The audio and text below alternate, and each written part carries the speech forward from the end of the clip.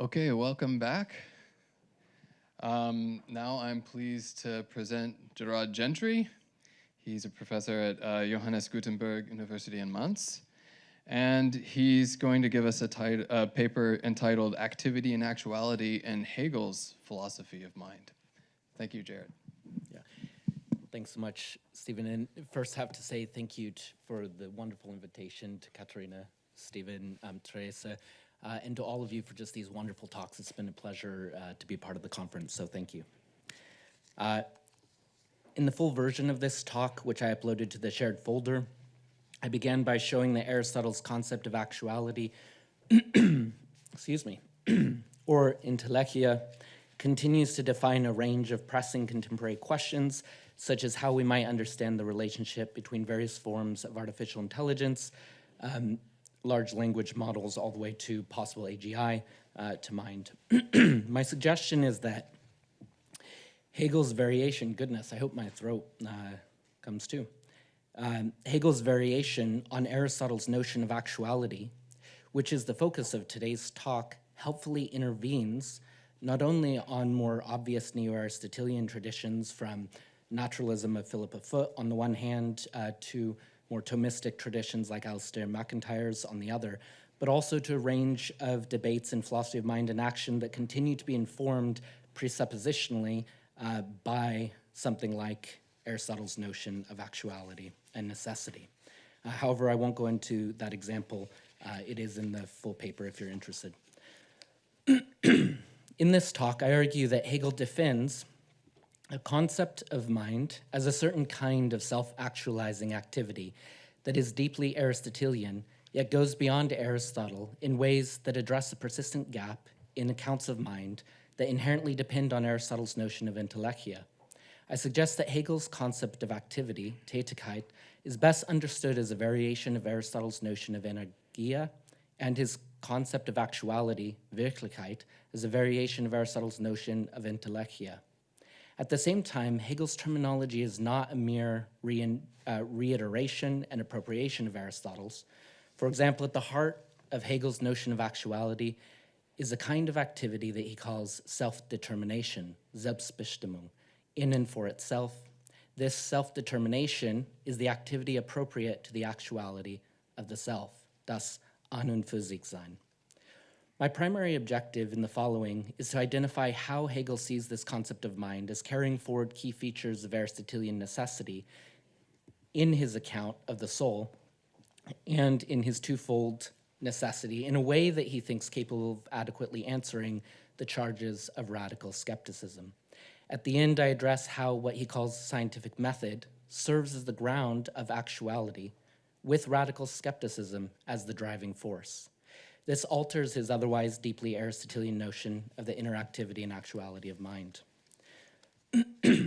Hegel begins the third part of the philosophy of mind by noting that the philosophy of mind is guided by the inner injunction of mind to know itself, a duty to the self that figures in Kant's metaphysics of morals, as Katarina's discussed, and which reaches back through Socrates and earlier to the inscription of the ancient Greek temple of Apollo, who represents the light of knowledge. This injunction is immediately problematized by Hegel's critique of the adequacy of what he calls rational psychology or rationalism, and any claim to knowledge via the abstract metaphysics of the understanding. On the other hand, he rejects the adequacy of what he calls empirical psychology or empiricism. Hegel's critique is not wholesale, but stems from the failure of both traditions to adequately, on their own, answer radical skepticism, which he takes to be the challenge of reason's own inner necessity. And again, I return to the question of radical skepticism in the last section. Almost immediately after problematizing, excuse me, almost immediately after this problematizing of know thyself, Hegel identifies Aristotle as a figure ahead of his time, falling neither into mere empiricism nor rationalism, and engaged in what Hegel calls speculative philosophy, Hegel's highest complement. Aristotle, on Hegel's view, weaves the path between empiricism and rationalism. He writes, Aristotle's books on the soul, along with his essays on particular aspects of the states of the soul are for this reason still the most admirable, perhaps even the sole work of speculative interest on this topic. The essential aim of a philosophy of mind can only be to reintroduce the concept of the soul again into knowledge of mind, and so also to disclose once more the sense of those Aristotelian books. On Aristotle's account, the soul is the principle of life of a given kind. He writes, "Of natural bodies, some have life in them, others not. By life, we mean self-nutrients, growth and decay. The soul is the normative form of a natural kind by which individual matter is unified and made actual in a way appropriate to the kind. To this end, Aristotle writes, now matter is potentiality, form, actuality. Taking a favorite example of Hegel's, an oak tree has a soul just insofar as the matter, example, the atomic and molecular parts of the acorn, are not dispersed, but unified in such a way that the potential for growth, according to the kind oak tree, is actual. Crush the acorn into powder and the same material parts remain, but the principle of unity and growth is gone. This notion of the soul as the principle of life of a given kind is both kind relative and kind normative. So for example, Hegel, like Aristotle, will speak of the soul of plants, writing that the life of nature is also the life of the soul. Though Hegel's notion of the soul as actuality will apply also to non-biological wholes, such as institutions and states, to speak of an animate form of a given kind is therefore not to equate the form across kinds, but rather to speak of a shared principle of interactivity or life. On Hegel's view, just as for Aristotle, the actual soul is not an abstract form persisting separately from the individual kinds. Rather, the animate form is that principle that picks out the particular way a given kind is active qua kind. As Aristotle writes, there is no soul apart from the particularity of the individuals and their kinds, my paraphrase at the end. The soul is thus not some separable essence or truer reality, but rather that inner unity or form by which the given whole can be said to be alive in just the way that members of its kind are actual and self-active. This means that defining the soul will always be relative to the specific natural kind. It is this kind normative notion of necessity entailed by the actuality of the soul on Aristotle's view that is of particular significance for Hegel. Aristotle writes, the soul is the cause. The soul is the cause or source of the living body. The terms cause and source have many senses, but the soul is the cause of the body alike in all three senses, which we explicitly recognize. It is a source of movement. It is the end. It is the essence of the whole living body. This notion of the form as interactivity is definitive of Hegel's account of mind. Aristotle clarifies his twofold notion of inner necessity of the soul, writing that for the sake of which they, organs and parts of the living whole, are its soul. That for the sake of which has two senses, that is to say, the end to achieve which, and the being in whose interests anything is or is done. This twofold inner necessity of a given kind is described in the metaphysics as the conditions without which good cannot be or come to be. This inner normativity, or necessity of the kind, is distinguishable from a second type of necessity that likewise intervenes, though as an external condition, namely, that without which, as a condition, a thing cannot live, for it is incapable of existing without these.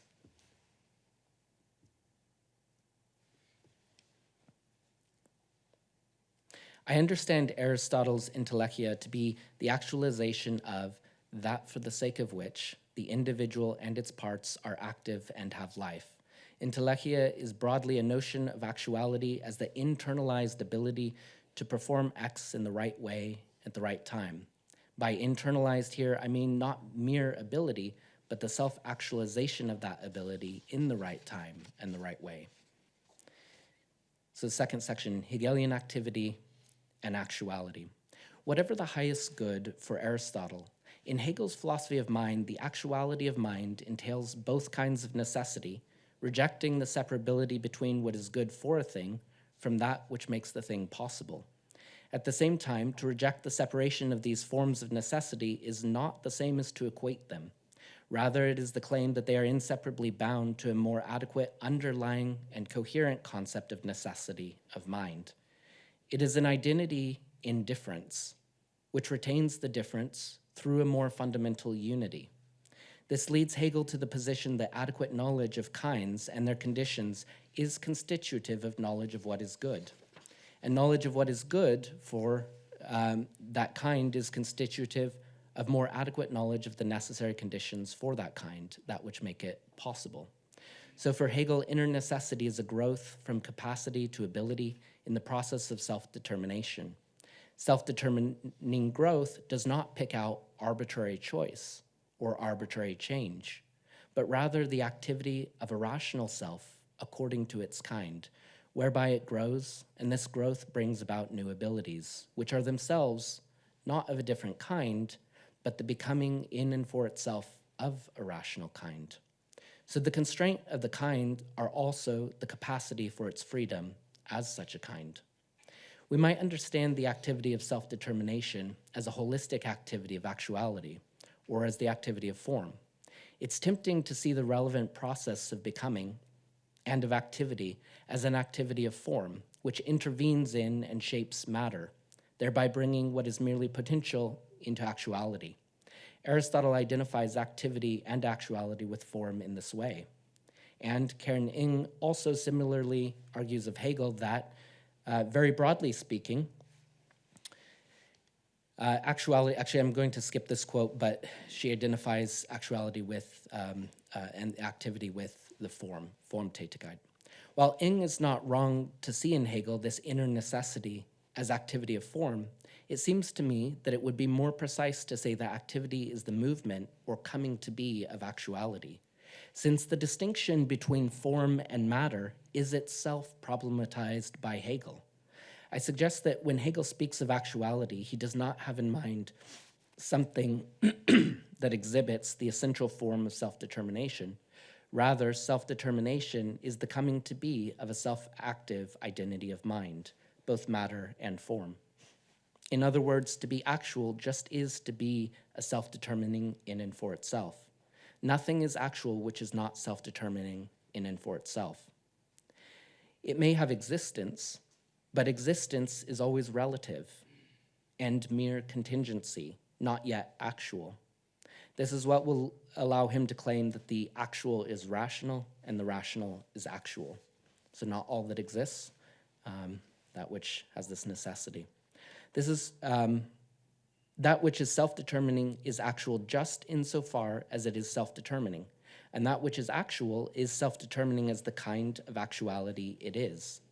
If this is right, then the difference between actuality and mere existence is not, as Ing argues, that what merely exists has the essential form of contingency and exhibits at best an external relation between form and content, whereas what is actual displays a necessary connection between form and content that makes the ground, that makes it grounded and rational, unquote.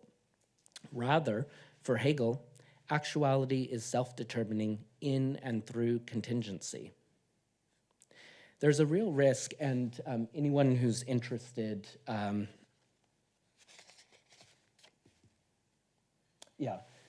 here's the place where Hegel speaks about self-determining in and through contingency, as opposed to contingency being something wholly separate. There's a real risk of shifting Hegel's philosophy of actuality of mind too far in the direction of transcendental idealism.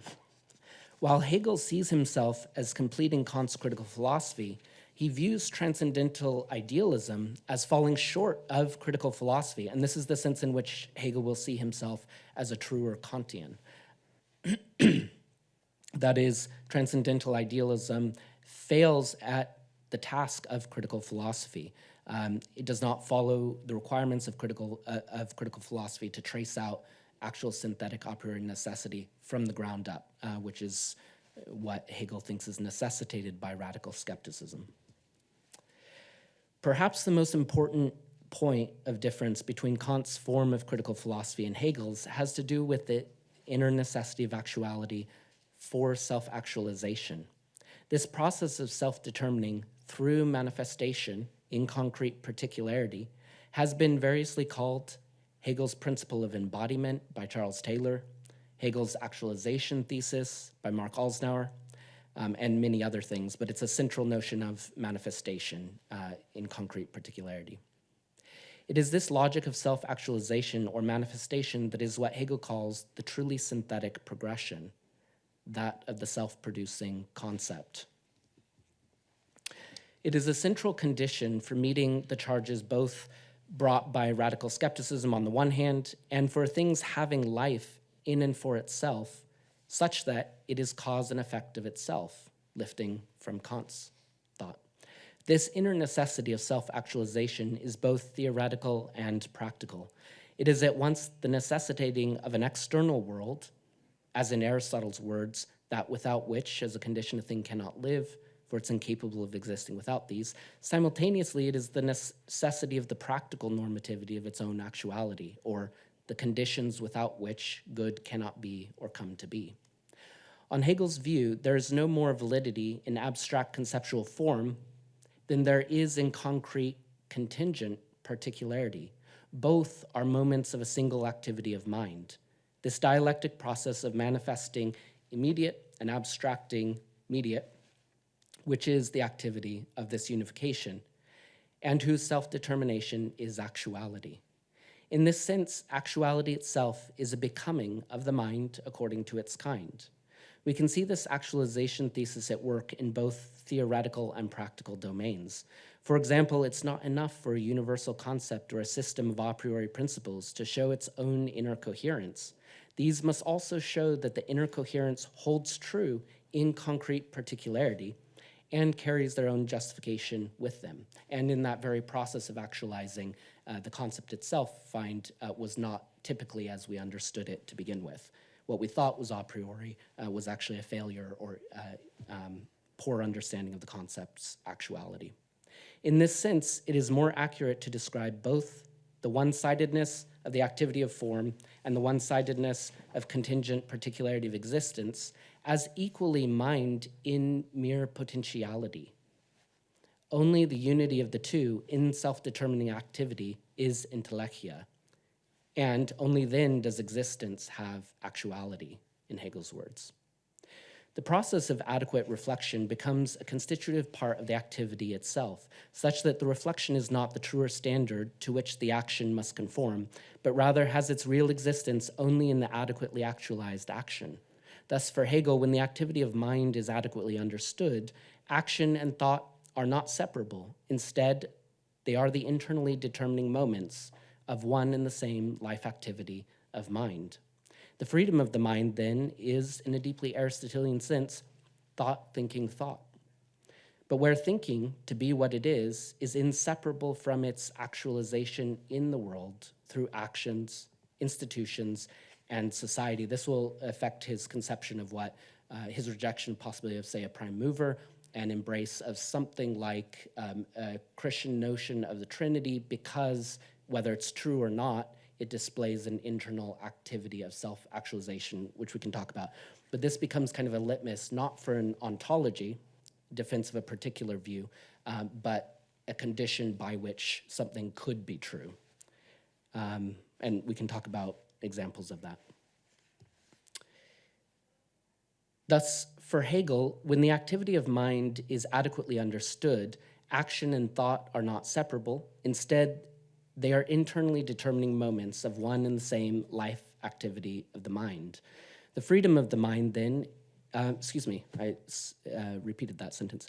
It is perhaps helpful to see that Hegel's philosophy of actuality can be understood in part as applying Aristotle's notion of the relation between dunamis and intellectia to a more fundamental Heraclitean metaphysics of becoming, thereby expanding the scope while also striving to adequately answer radical skepticism.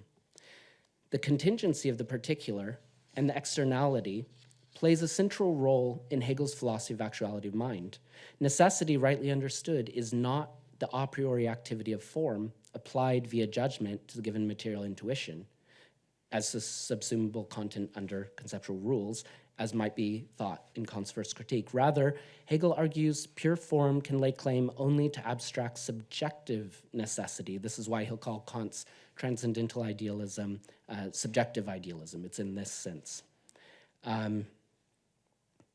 It cannot escape subjective necessity, not because pure reason is so limited, but because the very fixed nature of the a priori forms that were the starting point of transcendental idealism.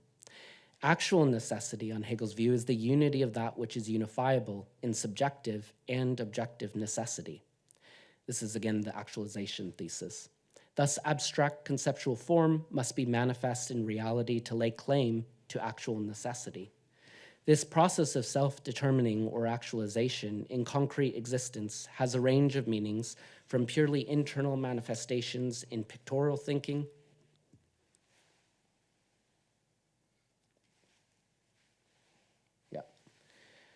or manifesting of the abstract universality of a representation in the externality of a mental image, is the formal aspect of what he calls art, here art thought of as a process of mind, so not fine art. It's also the reason why he says in his lectures on aesthetics that, quote, truth would not be truth if it did not show itself and appear. It's a necessary condition of a thing's being true. And appearance here means a variety of things, not just sensible appearance in the world. Since without this process of manifesting in externality, it would remain empty, abstract universality. Quote, since only concrete particularity is true and actual, the abstract universality and specificity are not. Without the mind's manifestation of its abstract conceptual process in concrete particular forms adequate to it, its abstractions can bear no actual necessity and will have no more right to the title of actuality or what is true than the mere contingency of fictive images or arbitrary actions in the world. Other forms of manifestation in concrete particularity include action, production, the state, society, world history. Not all pure form is actual, and not all contingent matter is actual. Actuality is an achievement as a result of the self-determining activity of form and matter, thought and manifestation, idea and action, just insofar as that self-determining method remains scientific. Again, I come back to that. On Hegel's view, the dialectic activity internal to mind is one of actualizing the capacity of the mind through self-determining activity, in other words, growth according to its kind. As it is for itself, the universal is self-particularizing, while still remaining self-identity. Therefore, the determinacy of mind is manifestation. The mind is not some one determinacy or content whose expression or externality is only a form distinct from the mind itself. It changes through its manifestation, in other words. Hence, it does not reveal something. Its determinacy and content is the very revelation. Its possibility is therefore immediately infinite, absolute actuality. This is a conception of absolute possibility and infinity that is intensive possibility of action, not change of kind or infinite line, so to speak. This activity cultivates, refines, and gives birth to actualized ability, and this ability, as the realization of capacity, yields richer forms of those very capacities and other derivative capacities. Thus, undisclosed capacities of the mind emerge through the very process of growth of its kind, nowhere more so than in the kind of thing that the rational mind is. The self-constitution of the mind is thus not knowable apart from its activity. Yet this growth into and realization of its actual ability is not a result of, but the very possibility of genuine freedom as the kind that it is. A logical entailment from an arbitrary proposition or a random choice to step up instead of down, such things are not sufficient to count as actualities. Quote, caprice is often equally called freedom, but caprice is only non-rational freedom, choice and self-determination issuing not from the rationality of the will, but from fortuitous impulses and their dependence on sense and the external world. Hegel's most notorious statement on the matter is given in his dubious Doppelsatz. What is rational is actual, and what is actual is rational. While this statement seems obviously wrong if taken out of context, it can be understood in separation from his logic of it cannot be understood in separation from his logic of actuality. As he writes about the reaction to this statement during his own time, when I speak of actuality, one should of course think about the sense in which I use this expression, given the fact that I've dealt with it with actuality too in quite elaborate logic. Actuality as developed in the logic is not reducible to mere existence nor mere contingency. Hegel's Doppelsatz is a sentence that perhaps more than any other distills his specific brand of idealism and Aristotelianism. For Hegel, the highest end, that is, the flourishing life of the mind, is freedom, where freedom is the inner necessity of rational activity. Quote, the highest content which the subject can comprise in themselves is what we can directly call freedom. Freedom is the highest determination of mind. Freedom is the highest determination of mind is rational activity, which in the case of the highest realization in a person is adequate, self-actualized activity. An entailment of Hegel's actualization tenet is that an abstract concept of a priori freedom cannot lay claim to the necessity this necessity, since freedom, shaped into the actuality of world, acquires the form of necessity, whose substantial interconnection is the system of the determinations of freedom. Only what is actual is necessary. In this way, freedom as the internally purposive end of the actualization of mind is Hegel's internalization of Aristotle's second kind of necessity described above, namely that for the sake of which, and that as a condition of which. And it is these as efficient cause of the activity, since it is the form of actuality of the mind itself. This movement and self-actualizing growth is a movement from immediacy to mediation, and from mediation back to immediacy in an unending dialectic. It is not a repetitive movement, but a growth of mind in its actuality. On such a notion of freedom as the telos of the mind's activity, freedom itself is not the absence of constraint or freedom from something, rather it is the highest realization of mind's own nature. Since the nature of the mind is a certain kind of rational activity, freedom is nothing but the highest actualization of reason. Put differently, the truly rational alone has genuine freedom in itself. Thus, as Hegel writes, freedom has reason as its content, morality in action, for example, and truth in thought. And so the highest content of the mind is freedom and the highest determination. But simultaneously, the highest content, thus freedom comes to be only to the degree that reason is actualized. Freedom is the self-actualizing of reason according to its inmost nature. This is Hegel's notion of the inner purposiveness of reason, where to become more rational is to become more actual, and to become more actual is to flourish as the kind that mind is. This is the sense in which Hegel takes the mind to be fundamentally a life activity. And now to the scientific method, the ground of actuality. It seems to me that the chief reason for Hegel's shift in terminology of actuality as self-determining activity in and for itself is, as I've suggested, driven by an attempt at answering classical Greek skepticism. Hegel has in view a form of radical skepticism unlike the more moderate form of skepticism found in modern philosophy. It is a kind of skepticism described in admirable detail in Michael Forster's 1989 book, Hegel and Skepticism, and again, though to different effect, in Paul Frank's 2005 All or Nothing. Forster shows that against the comparatively restrained variants of modern skepticism of the kind advocated by Hume, for example, Hegel argues that radical ancient skepticism, and particularly Pyrrhonism, as preserved in the writings of Sextus Empiricus, is philosophically far superior to the more restrained modern forms of skepticism. Paul Franks describes the kind of radical skepticism that Hegel has in view in terms of the Agrippine trilemma, which consists in the charge that all claims to knowledge, if pressed far enough, turn out to rest on a vicious circle. an infinite regress, or a mere postulate. For Hegel, radical skepticism is an internally necessary part of reason itself, of true critical philosophy, driving reason to greater degrees of adequacy, although on its own it is only a negative and one-sided part. Hegel understands his philosophy of mind to rest on the science of logic as its ground. Hegel begins the science of logic with the central question driven by radical skepticism. With what must the beginning of science be made, if it is to lay claim to absolute necessity of reason or knowledge? He then spends a considerably large introduction problematizing the very possibility of such an adequate start.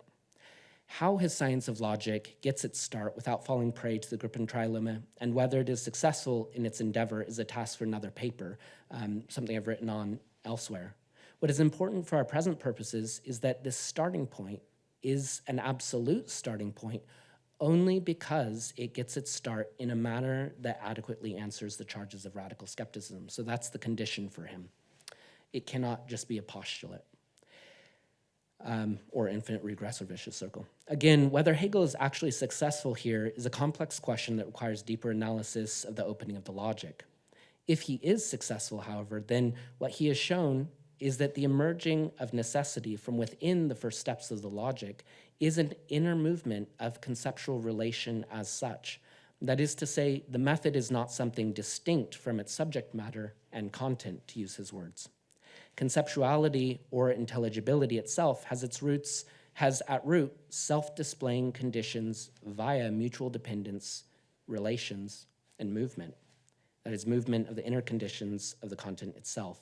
In other words, the scientific method just is the self-producing concept, rightly understood. That necessary inner movement or synthetic progression from within itself.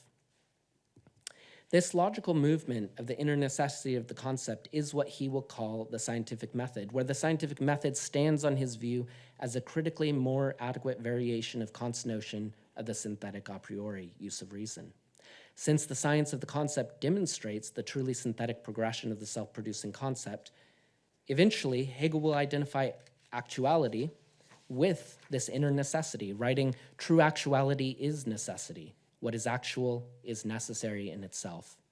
Jared, yes. Can you go back one slide? I think you might just be one slide. Oh, thank you. Yes, thank you. That's terrific. Thank you. Appreciate that.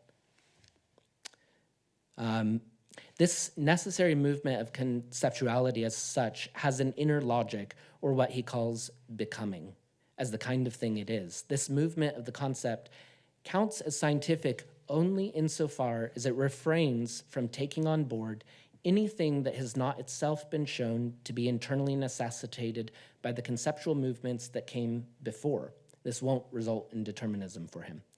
To remain scientific, it can only be the nature of the content which is responsible for the movement in scientific knowledge. This movement is what will eventually show itself in the course of the working out of his logic to be self-determining activity, or the process of the concept by which it has inner life. So he'll ascribe life to concepts themselves, but in a different sense. From the beginning of the science of logic to its end, the Aristotelian notion of actuality of the soul, which Hegel reclaims for his philosophy of mind, is present as the method of intelligibility as such. So the Aristotelian formulation of an inner twofold notion of necessity, along with an external notion of necessity as the condition for the possibility of X, will be represented by Hegel via a more fundamental, though inclusive notion of a dynamic inner necessity that he thinks simultaneously adequately answers radical skepticism. The key point of this section is that even if we show that Hegel's start to the science of the concept is problematic in some way, and so find reason to reject his particular answer, his fundamental contribution to the philosophy of actuality remains profoundly relevant. He rightly sees that on the one hand, insofar as we proceed by using a presuppositional concept of actuality, we problematize any proof that results therefrom and consign ourselves to Quine's reorientation of the task of philosophy away from any effort at answering radical skepticism, and instead move to something like the Neurithian procedure. but it is not clear that we were ever justified in moving on from the challenges of radical skepticism, or Hegel's notion that is the inner condition by which, I skipped a line there. Like Hegel, Quine rejects dogmatic principles or fixed propositions. Unlike Hegel, however, he thinks that this entails rejecting the possibility of any adequate ground against radical skepticism. To this end, Quine writes, the philosopher's task was well compared to Neurath, to that of the mariner who must rebuild the ship on the open sea. We can improve our conceptual scheme bit by bit while continuing to depend on it for support. I've argued that Hegel's concept of life of the mind explicitly embraces, and I should just say I've skipped over a little bit there, I won't read, but essentially this would appear on Hegelian terms to be the very dogmatic presupposition that he thinks is rightly challenged by radical skepticism. That is, it's just not answered. It's moved on. It becomes a presupposition for whatever particular ship in the Neurian procedure is adopted. So not answered, just pushed off. I've argued that Hegel's concept of the life of the mind explicitly embraces a specific notion of Aristotelian necessity and hylomorphism of the soul, and here in conclusion. Certain kinds of actualization are intergenerational and dependent on society, institutions, shared knowledge over time, laws, and norms. The flourishing of the mind thus necessitates the actual flourishing of society. And to the degree that growth is needed in society, to that degree it is needed in the self, and vice versa. Knowing is a matter of becoming in actuality, what it was all along in potential. This is an unending process of growth of the mind, since it is a kind whose actuality is never complete, but always self-active, self-determining toward greater freedom, and the return ever to the image of the oak tree for Hegel. Such a knowledge of actual mind must have the scientific method as its ground, that is, the method whose starting point and procedure adequately answers radical skepticism by not falling prey to the charges of that the claimed knowledge is ultimately based on a vicious circle, an infinite regress, or a mere postulate. So when Hegel speaks of the philosophy of mind as arising from an injunction legislated by the inner necessity of mind to know itself, this injunction is not psychological, cultural, or historical injunction arising, say, from the Age of Enlightenment, but an inescapable inner demand of reason according to its own nature. It is the inner purposiveness of the mind to actualize itself and so attain genuine freedom. So Hegel.